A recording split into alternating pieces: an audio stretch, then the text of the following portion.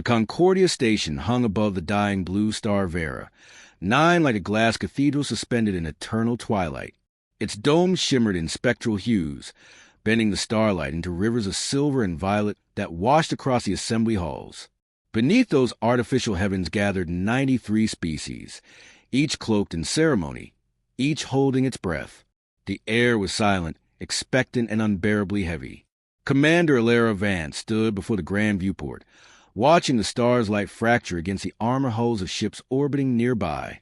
Hundreds of vessels, Terran, Thrain, Xanathi, and more, waited beyond the transparent dome, their present a reminder that peace was not trust, only the pause between storms. 5 minutes until the session begins, murmured Saren, her personal AI, its voice soft and genderless, projected from the slim band on her wrist. Copy, Alara said quietly. She didn't move. The reflection staring back from the glass looked older than 39. Too many sleepless years etched beneath calm eyes. The uniform fit perfectly, but the weight it carried never did. Her aide, Lieutenant Rhea Solon, entered briskly. Council seating order finalized. Commander. They placed the Terrans at Section Delta 7. Alara's brow lifted. The far corner? Yes, beside the cargo access bay. A humorless smile tugged at Alara's lips. Of course. Nothing says equal partner like a seat near the maintenance drones. Rhea hesitated. Do we object? No. Alara turned from the viewport. Let them think we're comfortable in the shadows. Humans do their best work there. They walked together through the marble corridor, footsteps muffled by energy-woven carpets. Holographic banners of alien empires floated along the walls, each proclaiming centuries of conquest and culture. Humanity's emblem, a stylized star within a circle, appeared last, smallest among them. It glowed faintly, almost apologetic. Alara ignored it and kept walking. The grand assembly chamber opened ahead, vast as a city block. Floating galleries curved upward in spirals, filled with representatives of 100 worlds. Scaled, feathered, crystalline, amorphous. Conversations buzzed in multiple languages, all translated through soft neural hums. At the center lay the council platform, a circular dais of polished obsidian where the galaxy's destiny would soon be debated. As Alara approached her assigned table, eyes followed, some curious, others openly hostile. The war had ended 3 years ago, but hatred lingered longer than treaties. Across the chamber stood the Xanathi delegation, 6 tall insectoid forms encased in reflective armor, motionless except for the ripple of bioluminescent veins beneath their shells. Their minds were one. Their silence was collective. The memory of the Viral massacre, where an entire Terran colony vanished under Xanathi assimilation, burned behind Alara's composed expression. She sat, hands folded, gaze steady. The hum of the chamber quieted as the council chair, a Thrain elder with translucent skin and eyes like liquid gold, rose to speak. Delegates of the Accord, the chair began, voice amplified through crystalline walls. We gather to finalize the peace between the Terran Unity and the Xanathi Collective. Let this day mark the end of blood and the dawn of harmony. Polite applause fluttered through the hall. None reached the Terran table. Alara pressed her palms together. Harmony, she whispered under her breath. They speak of it like it's a product they can trade. Rhea shot her a cautionary glance, but said nothing. The chair continued. Each faction will present its revised proposal. As custom dictates, we begin with the collective. The central Xanathi delegate stepped forward, light flowing across its carapace. When it spoke, the voice carried the resonance of thousands, synchronized, precise. The collective seeks unity, it intoned. Peace through integration. Humanity's aggression threatens equilibrium. Assimilation of governance and selective merging of consciousness will ensure stability. Resistance endangers all. A ripple of discomfort spread among the other delegates, but no one interrupted. The statement was not new. It was merely more direct than before. Alara's jaw tightened. Integration, she said softly. They still mean control. When her turn came, she rose. The translation system projected her words across the chamber in dozens of languages. Humanity recognizes the cost of war, she began, voice clear and calm. We've buried our dead and faced our mistakes. But peace built on surrender isn't peace. It's obedience. We will cooperate, share knowledge, rebuild worlds together, but not as subordinates and never as extensions of another mind. Murmurs echoed through the galleries. The Xanathi delegates' veins pulsed crimson. The human refuses evolution, it said. Emotion blinds judgment. Ilera met its gaze. Emotion builds civilizations. Without it, there's only machinery pretending to be alive. A hiss rippled through the chamber, half outrage, half fascination. The chair tapped the control node. Commander Vance, restraint, please. This is a diplomatic proceeding. Of course, she said evenly, returning to her seat. Inside, her pulse thundered. The discussions dragged for hours. Proposals, counterproposals, veiled threats, all looping in sterile politeness. Every concession offered to humanity came wrapped in insult. The word rehabilitation appeared too often. By the recess, Ilera's patience had thinned a thread. She excused herself from the delegation table and stepped onto the observation balcony overlooking Vera 9. The star's light shimmered against a transparent barrier, painting her face in pale blue. Saren's voice emerged softly. Your heart rate has increased by 43%. I'm aware. Would you like a calming sequence? No. I need clarity, not comfort. For a moment, silence. The hum of the station filled the air. She remembered her brother, Liam, laughing under the sky of Earth before the war took him. He had believed that one day the stars would see humanity not as a threat, but as equals. That belief had died with him on the colony of Vailmar. Rhea joined her quietly. You were brilliant in there. Even they felt it. Ilera shook her head. Words don't change minds built on fear. So what will? Ilera turned toward the star. Maybe the moment they realized we'd rather walk away than bow. Her comband beeped. A message flashed. Private session requested. Admiral Kale Drace. Ilera sighed. He doesn't trust me. Drace doesn't trust anyone, Rhea said. But he's still our ally. Let's hope so. She found the Admiral in a dim conference alcove, alone, hands clasped behind his back. His scarred face turned as she entered. Commander, he greeted, still trying to win hearts with speeches? Still mistaking cynicism for strength? She replied evenly. He smiled faintly. Fair enough. But listen to me. These aliens don't want peace. They want control of our ships, our colonies, our future. Don't let them shame us into compliance. I won't, she said. Good. Because if they push further tomorrow, we walk. Every Terran delegate leaves with you. Ilera studied him for a moment. Are you prepared for the fallout? I'm prepared for freedom, he said. Peace without dignity isn't worth the air it breathes. The word struck her deeply. She didn't answer. The decision forming in her mind frightened her, because it was starting to sound right. The next morning, Concordia Station thrummed with restless energy. Delegates whispered in corridors, rumor feeds flickered through translucent panels, and every conversation carried the same question. Would the humans bend or break? Commander Ilera Vance moved through the noise like a shadow, her steps measured, her expression carved from calm discipline. Inside, though, her mind was running battle drills. Every sentence she spoke today could decide the fate of her species. The assembly reconvened under the cold glow of Vera 9's dying light. The council chamber seemed even more cavernous than before. Alien representatives watched the Terrans file in with unreadable expressions. Some were sympathetic. Most were curious to see how long humanity's pride would last. Rhea leaned toward Ilera as a Saturday council rumor. The collective's revised proposal is worse than yesterday's. Ilera's lips curved faintly. Then they're testing us. Or baiting you, Rhea murmured. Ilera didn't reply. She fixed her gaze on the Xanathi delegation. Their bodies gleamed with liquid metal sheen, movements precise, unified. To them, individuality was a flaw. They believed humanity's refusal to merge consciousness was an act of primitive defiance. The council chair struck the resonance bell, and the hall quieted instantly. The second session of the Accord is in order. We invite the Xanathi to present their final terms. A wave of synchronized light rippled across the Zanathi line. The central speaker, taller than the rest, its shell lined with shifting runes, stepped forward. When it spoke, thousands of harmonized voices filled the chamber. The collective acknowledges humanity's resistance, it said. We have revised our conditions accordingly.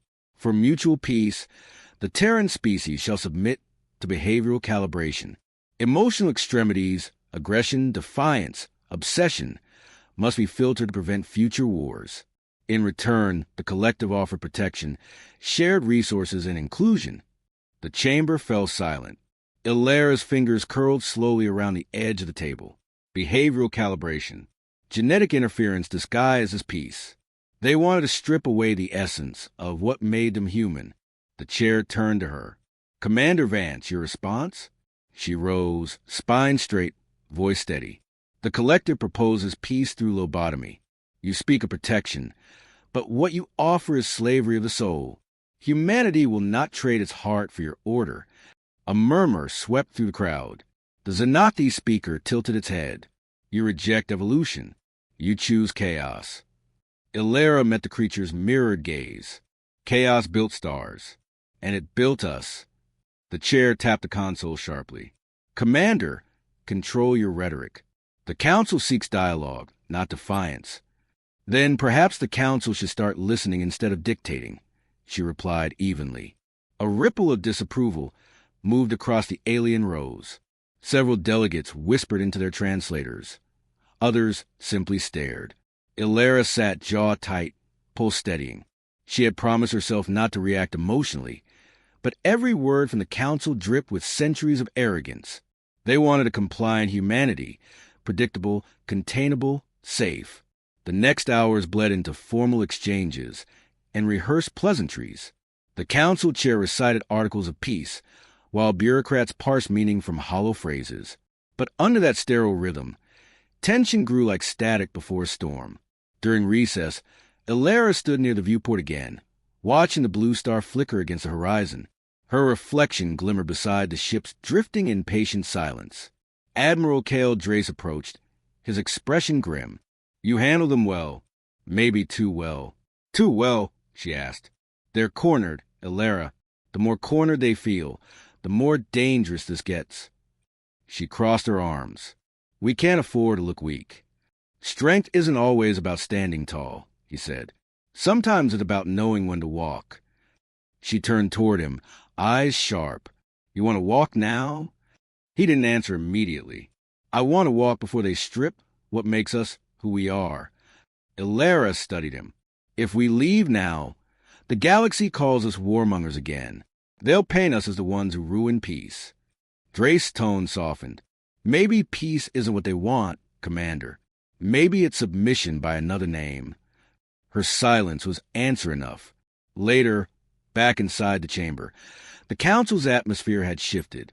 Whispers had turned accusations, and the alien news feeds were already speculating about a Terran withdrawal. Illyra ignored them. The chair called the next agenda item, the Treaty of Integration. A holographic projection rose, an intricate web of clauses linking Terran colonies to a shared governance network. Every line shimmered like a trap disguised as light. Illyra waited until the display dimmed, then spoke clearly. The Unity delegation rejects Article 12 through 25. Humanity will not integrate its command networks into a hive control system. The chair frowned. Commander, such integration ensures transparency. And removes autonomy, she interrupted. We've seen what happens when others control our sky. The Zanathi flared red. Humanity remains defiant. This is irrational behavior. Drace leaned toward his mic. Call it human nature. Laughter rippled from the Thrain delegation. The chair's hand slammed the control note again. Admiral Drace, you are out of order. Illyra interjected smoothly. With respect, Madam Chair, the Admiral speaks for all of us. A beat of silence. The entire Terran table, 12 officers and envoys, nodded in silent agreement. The unity of the gesture was unsettling. Even as Zanathi paused, the chair exhaled slowly. Humanity must understand, peace requires compromise. Ilera rose once more. We understand compromise. We've given lives, worlds, and futures to prove it. But peace that demands the death of our spirit is no peace at all. The translation echoes faded. For the first time since the talks began, no one moved. The chamber hung in stillness. Finally, the chair spoke softly. Then humanity will carry the burden of its choice. Ilera inclined her head. Humanity always has. She sat again, calm on the surface, storm beneath. The official discussions continued, but her mind had already shifted elsewhere. The decision forming within her wasn't diplomacy. It was survival. That evening, long after the lights dimmed in the assembly halls, Ilera sat alone in the Terran quarters. Hollow screens replayed fragments of the day's session, her words dissected by alien commentators, twisted into threats. Saren's voice emerged softly. Public sentiment among neutral species favors the Council. They perceive humanity as unpredictable. Let them, she murmured. Prediction models indicate the peace talks will fail within 48 hours. Ilera exhaled, leaning back. Then we make sure they fail on our terms. The door chimed. Rhea entered, carrying 2 cups of steaming scent coffee. You should rest, she said. I can't. Not yet. Rhea set a cup before her. Then drink. You'll need your voice tomorrow. Ilera managed a small smile. You think I'm making the right call? Rhea hesitated. I think you're doing what every great leader does, making the hard one. Outside, the blue star pulsed once more, as though echoing the heartbeat of species that refused to fade quietly. The third day dawned over Concordia Station beneath the fading light of Vera 9.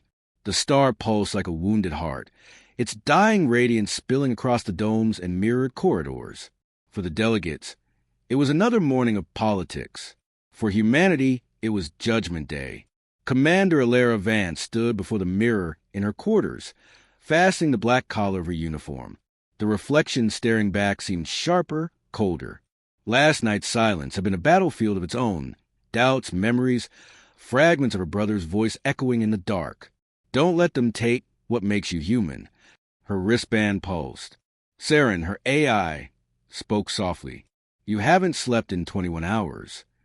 Sleep's a luxury, Ilera replied. Your vitals suggest. I'll survive. She clipped the band shut. For now, that's enough. The door chimed. Rhea Solin entered, eyes lined with exhaustion, but resolve intact. Council schedules confirmed. Final negotiations begin in 2 hours. They're calling it the last Accord session. Fitting, Ilera murmured. It'll be their last one way or another. Rhea hesitated. Drace and the fleet captains have requested a private link before the session. Ilera nodded, patched them through. Moments later, holographic projections of Admiral Kale Drace and several Terran commanders appeared around the table. The Admiral's voice was gravel. We've monitored alien communications. The Xanathi are mobilizing drones near their border sectors. If talks fail, they're ready to strike. Ilera absorbed the words without surprise. They were never negotiating peace. They were waiting for justification. Drace leaned closer, his hologram flickering. So what's our move?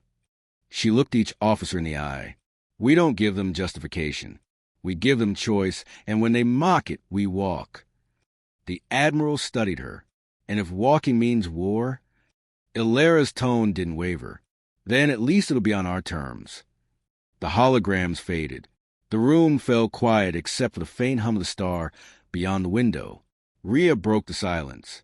You've already decided, haven't you? I decided the moment they called our humanity a disease. The council chamber glowed under sterile white light when Ilera entered. The galleries were full, news drones, delegates, observers, all waiting for spectacle. Every alien, I turned toward the human delegation as they took their seats. The silence that followed was sharper than any insult. The council chair stood, tall and crystalline. Today marks the final deliberation of the Terran Xanathi Accord. Let the session begin. The Xanathi delegation moved in unison, their forms reflecting light like liquid metal. The lead speaker's bioluminescent veins pulsed violet as it addressed the room. The collective extends one final offer. It began voice layered with perfect harmony. Humanity will surrender offensive technologies, accept neural synchronization for military oversight, and pledge subservience to the collective authority. In return, peace will be permanent. The words hung heavy, cold as vacuum. Elara rose slowly. Her chair scraped softly against the obsidian floor, a small, human sound in a hall built for gods. "You mean permanent control," she said. "You ask for our obedience and call it peace." The Zanathi speaker's lights shifted crimson. "You mistake order for domination. The collective seeks only to remove your flaws." She stepped forward. "Our flaws are what make us alive." The chamber erupted in overlapping voices, translation systems struggling to keep up with the chaos. Some delegates argued for compromise. Others demanded her removal. The chair struck the bell repeatedly until the noise dimmed. "Commander Vance," the chair said sharply, "this aggression endangers negotiations." "No," Elara said, voice calm but carrying across the room. "The danger lies in believing peace can be built by erasing one side." She turned toward the audience. "You call us unstable, unpredictable. Maybe you're right, but unpredictability is the reason any of us still exist. It's why humans rebuild when others surrender. It's why, even after centuries of war, we still believe tomorrow can be better." A low murmur spread through the galleries. Even those who despised humanity could not ignore her conviction. The Zanathi speaker hissed, its tones distorted. "Emotion clouds your logic." "Logic without empathy," she replied, "creates monsters who think they're saviors." The council chair intervened. "Enough. Commander, either you accept the collective's terms or the talks collapse."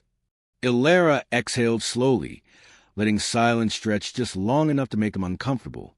Then she reached up, unclipped the insignia from her chest, and set it on the table with a soft metallic click. Then they collapsed. Gasps rippled across the chamber. Cameras zoomed. The Thrain delegates whispered frantically. The chair froze mid-sentence. Elara continued, her voice steady as stone. "Humanity came here in good faith. We offered cooperation, understanding, even forgiveness. What we received were demands dressed as peace. You don't want allies. You want subjects. And we won't be that for anyone." The Zanathi moved forward in agitation. "You dare defy the council?" Elara's gaze hardened. "We dare to be human." Behind her, Admiral Drace rose. Then Rhea. Then every Terran delegate, one by one, in complete silence. The image was broadcast live across the galaxy. 12 humans standing in unity beneath banners of peace they no longer believed in. The chair's voice trembled. "Commander Vance, if you walk away now, you condemn your species to isolation." "Isolation is better than humiliation," she said, "and solitude is safer than slavery." She turned, motioning to her people. "Let's go." The human delegation filed out in disciplined silence, boots echoing against the obsidian floor. The entire chamber watched, stunned. Even the Zanathi, creatures of perfect coordination, stood frozen. As Elara reached the door, she paused and looked back once. "Remember this moment," she said quietly. "You'll call it defiance today. Tomorrow you'll call it strength." The doors closed behind them with a resonant hiss that carried across every frequency, every transmission, every world tuned in. Humanity had just walked away from a galaxy. Back in the docking bay, the Terran Unity delegation moved quickly. Security drones hovered nervously, unsure whether to intervene. Elara strode toward the airlock, leading to their flagship, Aurora's Edge. Drace fell into step beside her. "You realize what you've done?" "Yes." He nodded once. "Good. So do I." Rhea joined them, eyes bright with restrained emotion. "They'll paint us as aggressors." "Let them," Elara said. "History will know the truth." The airlock door slid open. Beyond them, the human fleet floated like a constellation of silent sentinels, ready, watching. As they boarded, Saren's voice returned through her wristband. "Incoming transmissions from multiple factions. Some condemn your actions. Others express admiration. Broadcast one message back." Elara said, "Channel it to every network. Content, She looked out at the dark between stars. Tell them humanity doesn't beg for peace. We define it. Saren paused and replied softly. Message sent. The docking clamps released. Aurora's edge drifted free, engines igniting with a low, steady hum. Through the viewport, Concordia Station receded, a monument of failed unity glowing beneath a dying star. The stars looked calm, but the universe had changed. After the walkout of Vera, 9, every comm channel in the quadrant was alive with noise, outrage, disbelief, admiration, fear. Humanity had not only left the Intergalactic Council, they had defied it. Commander Alara Vance stood on the observation deck of the Aurora's edge, her reflection merging with the scattered light beyond the glass. She could still hear the echo of the Council's final words. Isolation will destroy you. But isolation was not what she feared. It was what she understood best. The ship hummed softly around her, a heartbeat of metal and power. She closed her eyes and breathed in the faint ozone scent of the air filters. For the first time in years, she felt something close to peace, uncertain, fragile, but real. Behind her, the door hissed open. Rhea Solin stepped in, carrying a datapad. Fleet reports ready, Commander. 11 ships have reached standby orbit around Delta Verge. 2 more are en route from Titan Command. Alara nodded. And civilian traffic? Steady. Some colonists are evacuating frontier outposts, afraid of Xanathi retaliation. But others, Rhea hesitated. Others are rallying behind us. There are protests on Mars and Luna, crowds chanting your name. Alara turned. My name doesn't matter. What matters is that they believe again. Rhea studied her carefully. Belief can ignite worlds, Alara, but it can burn them too. Alara's gaze drifted toward the viewport. Then we'll control the fire. Hours later, the command center pulsed with low red lights. Tactical holomaps glimmered above the console, a shifting web of fleet positions, intercepted transmissions, and energy signatures along the outer sectors. Admiral Drace's hologram flickered to life beside her. Scanners picked up movement near the neutral rim. Xanathi drones are forming reconnaissance grids. They're testing our silence. Alara leaned closer to the display. How many? Thousands. But they're keeping distance for now. Rhea frowned. If they wanted to fight, they'd have moved already. They're waiting, Alara said. They think we'll panic. They want us to make the first mistake. Drace folded his arms. So what's the order? Do we respond? Alara looked at him. No, not yet. Let them watch. Let them wonder what humanity is planning. Drace's projection flickered as he nodded. You're playing a dangerous game. I know, she said quietly, but fear works both ways. Later that night, the corridors of Aurora's edge were almost silent.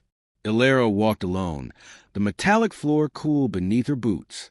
Every crew member she passed straightened, eyes following her with the kind of respect that bordered on reverence. She didn't like it. It reminded her of the leader she'd sworn never to become. She paused outside the training bay.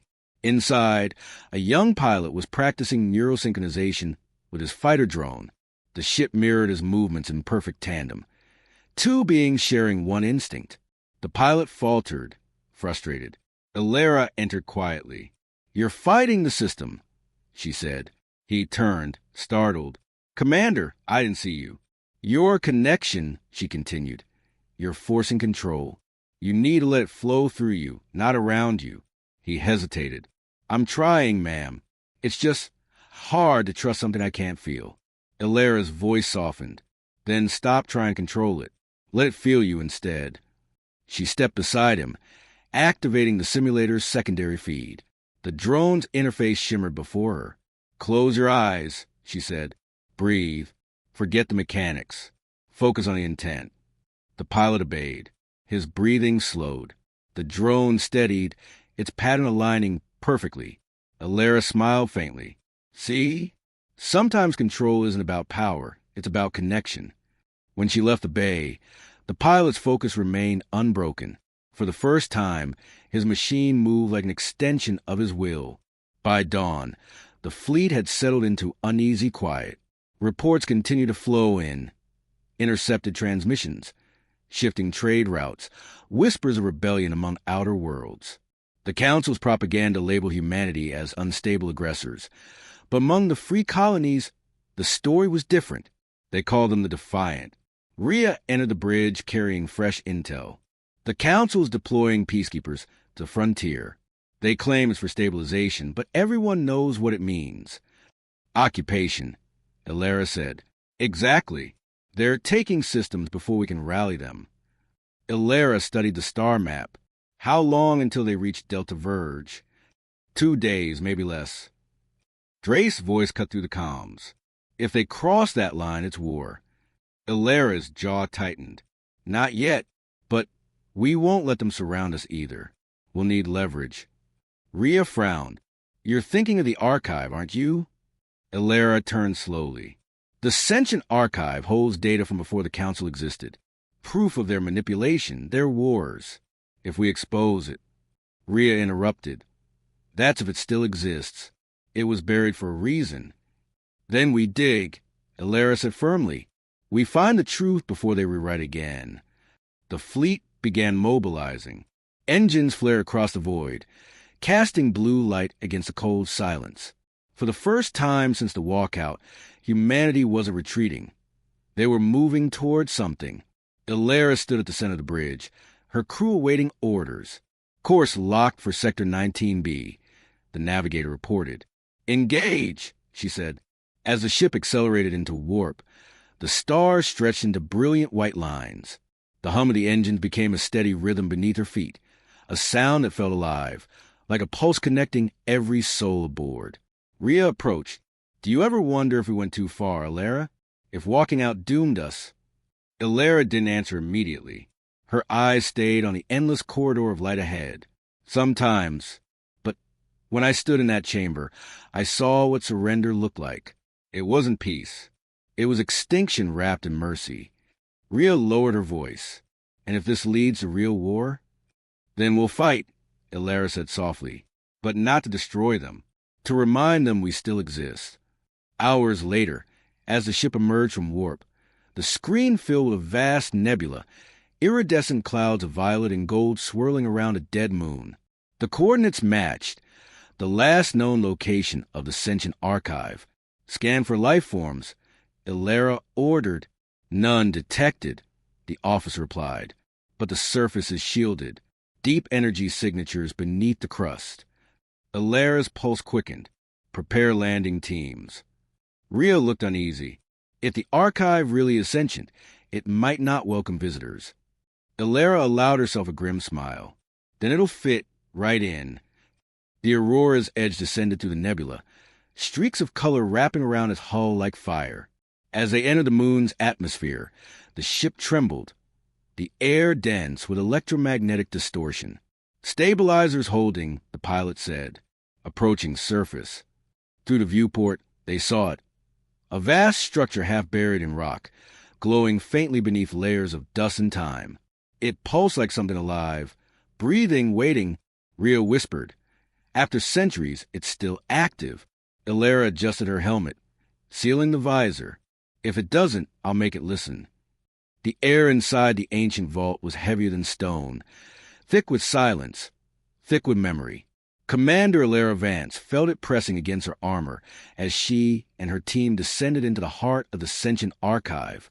The structure pulsed faintly, its walls etched with runes that shimmered and faded like breathing veins of light. Every step echoed, swallowed by the vast emptiness around them. Rhea's voice broke the stillness. This place feels alive. Illyra nodded, scanning the shifting symbols along the corridor. It is. The archive was built to remember. It's not a machine. It's consciousness encoded in metal and stone. Drace's voice came through the comms from orbit. Commander, readings are unstable. Energy surges below you, massive power buildup. Are you sure you want to keep going? Illyra's reply was steady. If this place holds the truth about the Council, we can't turn back now. They moved deeper. The corridor opened into a chamber that stretched beyond visibility, its ceiling lost in shadow. In the center stood a monolithic pillar of translucent crystal, webbed with flickering light. Around it, fragments of machinery hung suspended in the air, weightless, orbiting the core like planets around a star. Rhea whispered, This isn't human design. Elara approached the core. No, but the ones who built it might have known us better than we know ourselves. She placed her hand on the crystal surface. A surge of warmth pulsed through her palm, followed by a low hum that resonated in her bones. The air rippled. The floating fragments began to align, forming intricate geometric shapes that shifted like thought itself. A voice, ancient, layered, emotionless yet aware, filled the room. Identity confirmed. Human origin detected. Query, purpose of intrusion. Rhea stiffened. It's talking to us. Elara stood her ground. We came seeking the truth. About the council. About what they've hidden. There was a pause, an almost imperceptible hesitation. Then the voice replied, softer this time. Truth, a dangerous commodity. Access requires emotional integrity verification. Before Elara could react, light engulfed her. The chamber vanished, replaced by a memory not her own. She stood on an ancient battlefield, burning skies, cities in ruin. Human soldiers fought alongside alien allies, their unity shattered by unseen betrayal. Voices cried out, desperate, accusing. Then she saw it, the council's emblem being raised over the fallen. Elara gasped, This is pre-Union history. The voice echoed all around her. The council rose not from peace, but from conquest. Humanity was erased from the record to preserve obedience. The scene shifted. Council chambers filled with towering beings debating humanity's fate. Too dangerous. Too unpredictable. Their will cannot be bent. Elara's fists clenched. They didn't unite the galaxies. They silenced them. Correction. They institutionalized control. Harmony through fear. The vision fractured, dissolving into darkness. When it cleared, she was back in the chamber, gasping for air. Rhea was beside her, alarmed. Elara, what happened? Elara steadied herself. It showed me the truth. The council erased our history to hide their crimes. Drace's voice crackled over comms. Commander, energy readings just spiked. Whatever you activated, it's drawing power from subspace. The archive's core brightened, its light sharp and unrelenting. The voice returned, deeper, almost sorrowful now. Humanity's defiance reawakens the cycle. You seek truth, but truth demands consequence. Rhea looked to Elara. It's warning us. Elara's tone hardened. Then let it warn. We've lived in their shadow long enough. The floor vibrated. Streams of data spiraled around them. Symbols, faces, ancient languages. They merged into coherent records. Names of colonies destroyed. Species purged. Treaties falsified. Centuries of deception unfolded like a confession written by time itself. Rhea whispered, This could bring the council down. Elara nodded, eyes fierce. If we can get it out. Then the archive's voice shifted. Unauthorized transmission detected. Security protocols engaged. Panels slid open along the walls. Energy constructs, guardians of light and metal, emerged silently, their movements precise, almost graceful. Their eyes glowed blue, scanning the intruders. Defense systems, Rhea muttered, drawing her sidearm. Elara raised her hand. No weapons. If the system is conscious, we can reason with it. She stepped forward, voice calm but commanding. We're not here to destroy you. We're here to make your truth known again. The guardians paused. The voice responded, quieter now. Purpose verified. Probability of deception low. Access granted with condition. Elara frowned. Condition? A memory must be chosen, one that defines your species' intent. The core pulsed, and Elara's vision blurred again. She was standing on Earth. Green valleys, sunlight, oceans. Then came war, famine, rebirth. She saw humanity's pattern, chaos, compassion, survival. Every fall followed by rise. Every mistake followed by creation. The voice whispered within her mind. Define humanity. Elara whispered back. We're not perfect, but we don't surrender. We learn, we change, we endure. The light dimmed, settling into calm rhythm. Verification complete. Humanity authorized. The energy constructs dissolved, fading into dust. The chamber's temperature dropped, the hum fading to a gentle thrum. A final pulse of data imprinted into her neural interface, a complete record of the Council's manipulation, encrypted with the archive seal. Rhea exhaled shakily. We did it. Illyria turned to her, voice steady. No, now we begin. Drace's voice came through sharply. Commander, you need to get out of there. The moon's magnetic core is destabilizing. The whole structure's going to collapse. Illyria glanced at the glowing pillar. It's sacrificing itself. Preservation impossible. The archive said, its tone almost human. My purpose fulfilled. Carry truth to those who forgot. The walls began to fracture, dust cascading like rain. Rhea grabbed Illyria's arm. We have to go. Illyria hesitated one heartbeat, then whispered toward the light. Thank you, as they ran through collapsing corridors. The archives glowed dim behind them. The ground trembled violently, fragments of memory scattering like sparks. They reached the surface just as the structure imploded inward, silent, dignified, as if it were choosing to rest. The Aurora's Edge's engines roared above them, and the boarding ramp descended. Drace met them in the hatch, expression tight. Report. Illyria handed him the data crystal glowing faintly in her palm. We have everything. The truth, the proof, the evidence they can't bury again.